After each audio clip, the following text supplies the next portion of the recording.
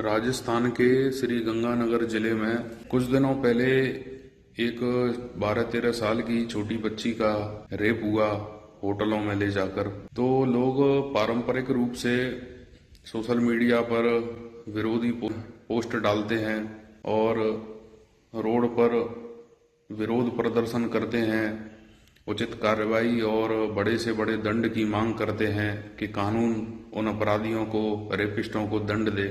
लेकिन आप कानून के इतिहास का विश्लेषण करेंगे तो आप पाएंगे कि इतिहास गवाह है कि मृत्युदंड जैसे कठोरतम प्रावधान भी समाज में अपराध को पूरी तरह नहीं मिटा पाए। इसका मनोवैज्ञानिक कारण ये है कि डर केवल बाहरी नियंत्रण पैदा करता है, जबकि सदाचार का जन्म आंतरिक बोध से होता है। यही वजह है कि आधुनिक न्याय प्रणाली अब केवल दंडात्मक होने की बजाय सुधारात्मक होने पर जोर देती है, जहां आजीवन कारावास जैसे प्रावधानों के जरिए अपराधी को सुधरने का मौका दिया जाता है। लेकिन आज हम पाते हैं कि आप अगर गहराई से सोचें कि इस समाज का, मानव समाज का, इस धरती का जो सबसे बड़ा अपराधी है वो है एक टीचर। टीचर किस वजह से है? सभी टीचर नहीं, आधे से ज्यादा टीचर इस समाज के सबसे बड़े अपराधी हैं। इसकी वजह ये है कि बच्चों का मस्तिष्क एक कोरी स्लेट या एक कच्ची मिट्टी की तरह होता है। स्कूल के शुरुआती सालों में उसे जो संस्कार, मूल्य, अनुशासन मिलते हैं वही उसके भविष्य के आचरण को तय करते हैं। यदि कोई शिक्षक अपनी इस भूमिका को केवल टाइम पास या सिर्फ एक आजीविका का साधन समझता है तो वह अनजाने में एक पूरी पीढ़ी के भविष्य के साथ खिलवाड़ कर रहा होता है।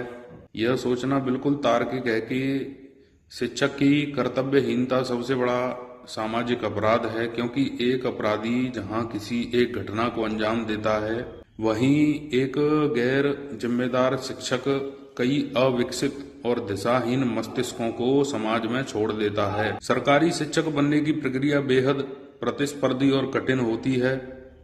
उम्मीदवार अपनी बुद्धिमत्ता और कड़ी मेहनत से परीक्षा पास कर इस पद तक पहुंचते हैं, लेकिन चुनौती परीक्षा पास करने पर खत्म नहीं होती, बल्कि वहीं से शुरू होती है।